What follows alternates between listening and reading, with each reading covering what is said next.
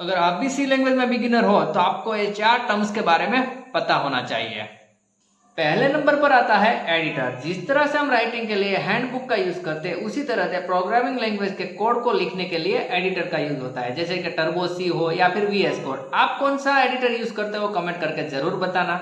Number 2 पर आता है ट्रांसलेटर। हम हमारा जो प्रोग्रामिंग लैंग्वेज का कोड है वो इंग्लिश में लिखते हैं और जो हमारा मशीन है वो ओनली मशीन लैंग्वेज यानी कि बाइनरी लैंग्वेज 0 और 1 को समझता है। तो हमने जो प्रोग्रामिंग लैंग्वेज का कोड इंग्लिश लैंग्वेज में लिखा है उसे कन्वर्ट करने के लिए ट्रांसलेटर की जरूरत होती है, जो हमारा जो प्रोग्रामिंग लैंग्वेज का कोड है उसे 0 और 1 में कन्वर्ट करता है। यानी कि हमने लिखा है सी लैंग्वेज में, जावा लैंग्वेज में, जो भी लैंग्वेज का हमने यूज किया है उसे ट्रांसलेटर क्या करता है, मशीन लैंग्वेज यानी कि 0 और 1 में कन्वर्ट करता है, जिससे हमारा जो मशीन है उसे समझ सके। तो इसके लिए जरूरत होती है ट्रांसलेटर की।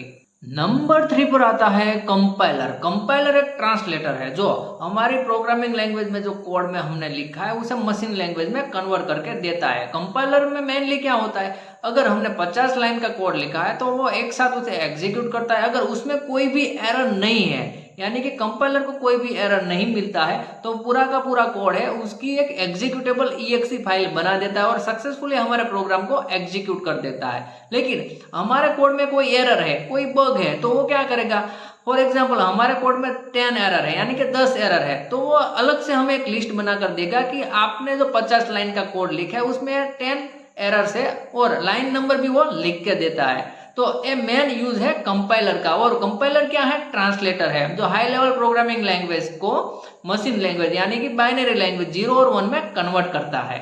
नंबर 4 पर आता है इंटरप्रेटर। अब इंटरप्रेटर है वो क्या है, वो भी एक ट्रांसलेटर है जो हमने जो कोडिंग लिखा है उसे मशीन लैंग्वेज यानी 0 और 1 में कन्वर्ट करता है। लेकिन वो थोड़ा सा कंपाइलर से डिफरेंस है। कंपाइलर क्या करता था, एक साथ पूरा का पूरा प्रोग्राम का कोड है उसे एग्जीक्यूट करता था यानी कि चेक करता था। लेकिन इंटरप्रेटर में क्या होता है, वो 1 बाय 1 लाइन को चेक करता है। अगर पहली लाइन उसने चेक की उसमें कोई एरर नहीं है तो वो नेक्स्ट लाइन को चेक करेगा। अगर नेक्स्ट लाइन चेक की और उसमें कोई एरर नहीं है तो वो तीसरी लाइन पर जाएगा। लेकिन अगर तीसरी लाइन में उसे एरर दिख गया तो वहां पर एग्जीक्यूशन है उसे स्टॉप कर देगा और आपको वो एरर मैसेज डिस्प्ले करेगा। अगर आप वो एरर सोल्व करोगे तो नेक्स्ट टाइम वो चौथी लाइन में जाएंगे। यानी कि अगर आपने 50 लाइन का कोड लिखा है तो एक साथ वो 50 लाइन चेक नहीं करेगा, वो 1 बाय 1 जाएगा और 5वीं लाइन में एरर मिलती है तो वो वहां पर रुक जाएगा।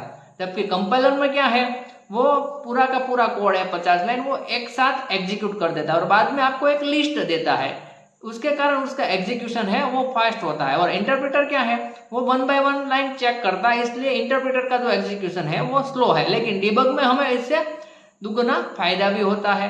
तो आज के 4 टर्म्स क्या आपको समझ में आ गया और क्या आपको ये पता था कि कंपाइलर का और इंटरप्रेटर का मेन डिफरेंस क्या है। ठीक है, अगर आपको पता था तो ओके लिख के कमेंट जरूर करना और चैनल पर नए हो तो चैनल को सब्सक्राइब करना मत भूलना।